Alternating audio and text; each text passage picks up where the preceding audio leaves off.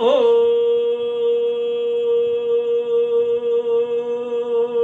श्री सरस्वत्यै नमः। सा विद्या या विमुक्तये। आज का दिवस विशेष दिवस है, क्योंकि इसका संबंध सीधे उस विधा से जुड़ा हुआ है जिस विधा के माध्यम से एक सामान्य इंसान भी महान इंसान के रूप में तब्दील हो जाते हैं। जी हाँ, मैं बात कर रहा हूँ शिक्षक दिवस की ही। मंगलाचरण। ओम मंगलम भगवान विष्णु मंगलम गरुड़ध्वज मंगलम पुंडरीकाक्ष मंगलाय तनोहरि। सर्वमंगल मंगले शिवे सर्वार्थ साधिके शरण्ये त्र्यंबिके गौरी नारायणी नमोस्तुते नारायणी नमोस्तुते। भारत रत्न डॉक्टर सर्वपल्ली राधाकृष्णन। यह मामूली संज्ञा नहीं है, यह संज्ञा है उस महान व्यक्तित्व की जिनका जन्म गरीबी में हुआ। 5 सितंबर 1888 ईस्वी चेन्नई से करीब 200 किलोमीटर दूर उत्तर पश्चिम स्थित एक छोटे से कस्बे में उनका जन्म हुआ। उस कस्बे का नाम तिरुताने है। पिताजी साधारण राजा के कर्मचारी थे। 8 सदस्यों का परिवार, गरीबी का आलम, लेकिन शैक्षिक संस्कार ये परिवार का आधार बना हुआ रहा। इनके पिताजी थे तो धार्मिक विचार के, लेकिन हृदय से उदार, संकीर्णता उनमें नहीं थी। धार्मिक विचारों से संयुक्त रहने वाले पिता ने भी इनका अध्यापन क्रिश्चियन स्कूल से करवाया ताकि अंग्रेजी पर इनकी पकड़ मजबूत हो सके। उस काल में अंग्रेजी पर पकड़ सबसे बड़ी बात मानी जाती थी। इन्होंने अल्पायु में ही बाइबिल के मुख्य अंशों को कंठस्थ कर लिया। परिणाम यह हुआ कि जहां कहीं भी विद्यार्थी जीवन में ये खड़े होते थे वहीं फूल बरसने लगते थे, जय जयकार होने लगती थी। 16 वर्ष की आयु में ही 10 वर्षीय शिवा कामू से इनका विवाह हो गया। ये बाल विवाह दुखद नहीं रहा। क्यों नहीं दुखद रहा? क्योंकि पति विद्वान हो गए, दार्शनिक हो गए, सब कुछ समझने लगे। सर्वप्रथम जीवन यापन के पथ पर शिक्षकत्व का ही वर्णन किया इन्होंने। एक आदर्श शिक्षक के रूप में इनका आलोक आज भी विद्यमान है। आलोक शिक्षा से आलोकित इनका संपूर्ण व्यक्तित्व ही दिनमान के जैसा सुशोभित हो गया। यह राजनीति में भी आए, बिल्कुल संत की तरह। संतवत जीवन जीने वाले राधा कृष्णन जी को उनकी जयंती पर मेरा आत्मिक प्रणाम। इनकी विचारधारा आज भी प्रवहमान है। विशेष करके इन्होंने शिक्षा नीति को स्पष्ट किया।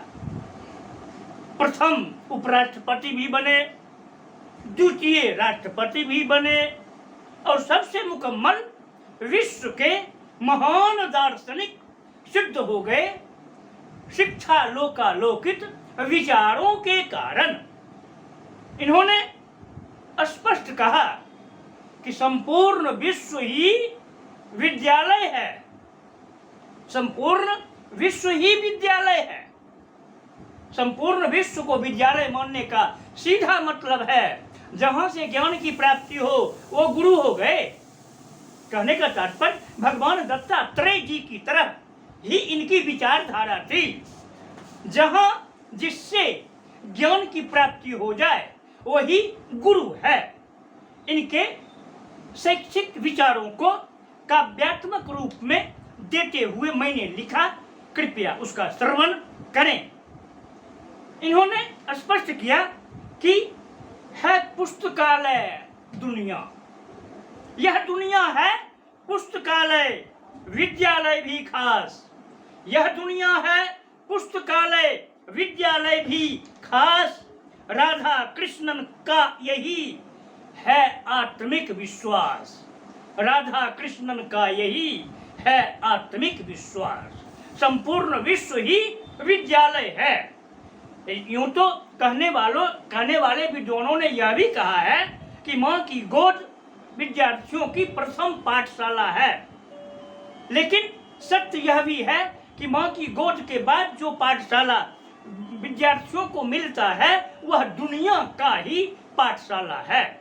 दुनिया के पाठशाला से अव्वल होने वाला ही मुकम्मल मनुष्य कहलाता है। थी उनकी यह मान्यता, शिक्षा ही वह मूल।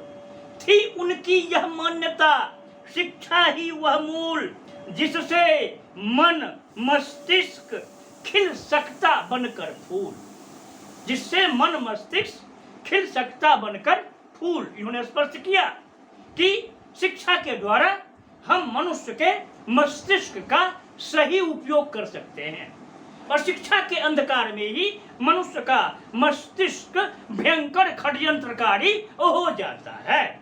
इसीलिए आवश्यकता है मनुष्य के मस्तिष्क को नियंत्रित करने की, और मनुष्य का मस्तिष्क तभी नियंत्रित होगा जब उन्हें जमीनी शिक्षा दी जाएगी, जब उन्हें आत्मिक शिक्षा दी जाएगी। हम इनके आधार पर, इनके विचार आधार पर कह सकते हैं, शिक्षा से ही प्राप्त सूचि, शिक्षा से ही प्राप्त सूचि है जीवन का योग। शिक्षा से ही प्राप्त सूचि है जीवन का योग। मानव के मस्तिष्क का करते हम उपयोग। मानव के मस्तिष्क का उपयोग तब होता है जब मनुष्य प्रेम के प्रकाश के साये में ही जीवन को व्यतीत करने का संकल्प कर लेता है। इन्होंने स्पष्ट कहा कि विश्व एक इकाई है। विश्व को एक इकाई मानकर जब तक शिक्षा का प्रबंध नहीं किया जाएगा तब तक विश्व एकता संभव नहीं है। यानी शिक्षा का मूल उद्देश्य हो विश्व एकता। हमारी शिक्षा विश्व को एक सूत्र में बांधे हुए रही है, इसमें कहीं कोई दो मत नहीं है। लेकिन वह काल था आश्रमकालीन शिक्षा का। आश्रमकालीन शिक्षा के पतन के साथ ही हमारी शिक्षा की दशा और दिशा कुछ दूसरी ओर हो गई, जिससे हम विश्व से कटने लगे। डॉक्टर सर्वपल्ली राधाकृष्णन जी ने अपने शैक्षिक विचार में इसे स्पष्ट किया कि जब तक शिक्षा की व्यवस्था वैश्विक दृष्टि को रखकर नहीं की जाएगी तब तक मनुष्य का सम्यक विकास संभव नहीं है। उन्होंने जो कहा उसे दोहा के रूप में, विश्व ऐक्य की भावना, विश्व ऐक्य की भावना हो शिक्षा आधार। यहाँ शिक्षा का आधार है नौकरी, यहाँ शिक्षा का आधार है किसी प्रकार दो पैसे कमाने का। शिक्षा का आधार ही बदल गया है। हमारे विचारक महान डॉक्टर राधाकृष्णन जी यह कहते हैं कि विश्व एक की भावना हो शिक्षा आधार, तब आत्मिक प्रेम का ही होगा हर परिवार। हर परिवार आत्मिक प्रेम का होगा। जब विश्व प्रेमाधार बनेगा, और विश्व प्रेमाधार तभी बनेगा जब शिक्षा यानी शैक्षिक नीति में वैश्विक परिवर्तन किया जाएगा। आवश्यकता है इस परिवर्तन की। आचार्य विनोबा भावे ने भी ऐसा ही कहा कि शिक्षा में जब तक योग को नहीं जोड़ा जाएगा तब तक विश्व का मानव एक नहीं हो सकता है। आचार्य विनोबा भावे की शिक्षा नीति हो अथवा डॉक्टर राधा कृष्णन जी की शिक्षा नीति हो, यह मनुष्य को पूर्णतः मनुष्य बनाने की नीति है। इसे भूलने का प्रयास मनुष्य को नहीं करना चाहिए। इन्होंने अपने विचार को में स्पष्ट किया। इन्होंने कहा कि ज्ञानवान शिक्षक ही होते। ज्ञानवान, ध्यान दीजिएगा, यहाँ ज्ञान और बुद्धि की बात हो रही है जिसे लोग जल्द समझ नहीं पाते हैं। इनकी विचारधारा के अनुसार ज्ञानवान शिक्षक ही होते, सही शिल्पकार। ज्ञानवान शिक्षक ही होते, सही शिल्पकार। गुरु कबीर तो शिक्षक को ही कहते रहे कुम्हार। कबीर ने जिस शिक्षक को कुम्हार कहा, डॉक्टर राधा कृष्णन जी ने उस शिक्षक को शिल्पकार कहा। शिल्पकार, मूर्तिकार शिक्षक वही है जो मिट्टी, अनगर पत्थर को काट कर छांट कर सुशोभित मूर्ति में तब्दील कर दे। जैसे कबीर ने कहा कि गुरु कुम्हार सिख कुंभ है, गही गही गाढ़े खोट, अंतर हाथ दबाई के बाहर मारे चोट। ये शिक्षक का एक सफल व्यक्तित्व है जिसका निर्धारण भी राधा कृष्णन जी ने किया है। इनके आधार पर हम कह सकते हैं जब तक शिक्षक व्यवस्था की मार झेलेंगे, अभी शिक्षक की क्या हालत है, ये व्यवस्था की मार झेल रहे हैं, इनको सही आधार कहीं नहीं मिल रहा है। इसलिए शिक्षक को पूर्णतः व्यवस्था सहयोगी होना चाहिए। व्यवस्था सहयोगी तभी होंगे जब व्यवस्था इनकी सहयोग में लगी रहेगी। इसलिए हम कह सकते हैं जब तक शिक्षक मार व्यवस्था की झेलेंगे, जब तक शिक्षक मार व्यवस्था की झेलेंगे, तब तक जीवन भर अभावों में खेलेंगे। इसलिए क्या करना है, एक प्रश्न करना है, कब तक शिक्षक मार व्यवस्था की झेलेंगे, कब तक शिक्षक मार व्यवस्था की झेलेंगे। अब बना आपसी एका हक अपना ले लेंगे, बना आपसी एका हक अपना ले लेंगे। कब तक शिक्षक आंदोलित, कब तक शिक्षक जब आंदोलित होते तब लगती है आग, शिक्षक जब आंदोलित होते तब लगती है आग। लेकिन दलिए दल दल खातिर महज उगलते आग, लेकिन दलिए दल दल खातिर महज उगलते आग। राजनीति का खेल शिक्षक अगर नहीं खेलेंगे, राजनीति का खेल शिक्षक अगर नहीं खेलेंगे, बना आपसी एका अपना अपना हक ले लेंगे, बना आपसी एका अपना अपना हक ले लेंगे। राजनीति में बंद कर शिक्षक हो जाते बर्बाद, राजनीति में बंद कर शिक्षक हो जाते बर्बाद। शिक्षा और शिक्षार्थी को वो रख न पाते आवाज, शिक्षा और शिक्षार्थी को रख न पाते आवाज। तो यह आज के शिक्षक की हालत है जिसे दूर करना बहुत ही जरूरी है, क्योंकि शिक्षक जब तक पूर्णतः अभाव से दूर नहीं रहेंगे तब तक वह कुछ भी काम बढ़िया से नहीं कर सकते हैं। शिक्षक आज कई तरह के हो चुके हैं, कुछ शिक्षक सरकारी हैं, कुछ शिक्षक असरकारी हैं, गैर सरकारी हैं, कुछ शिक्षक दरबारी हैं।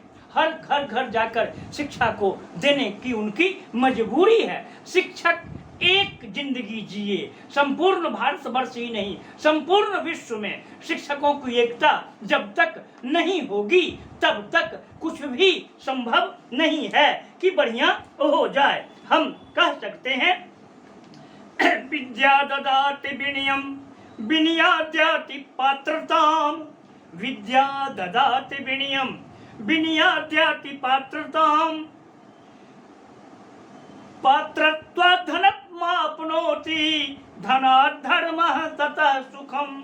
विद्या से ही मनुष्य सुपात्र बनता है, शिक्षा से नहीं। शिक्षा और विद्या का फर्क होना बहुत ही जरूरी है, जैसे बुद्धि और ज्ञान का फर्क होना बहुत ही जरूरी है। हितोपदेशकार ने तो स्पष्ट कहा है, माता शत्रु पिता वैरी एन बालो न पाठितः, माता शत्रु पिता वैरी एन बालो न पाठितः, न शोभते सभा मध्ये हंस मध्ये बको यथा। जो माता पिता अपने बच्चों को शिक्षित नहीं करते हैं उन बहुत बड़ा अन्याय करते हैं, उनके बच्चे जीवन सही ढंग से जी नहीं पाते हैं। पुस्तकस्य तु सा विद्या परहस्तगतं च धनम, कार्यकाले समुत्पन्ने न च विद्या न तद धनम।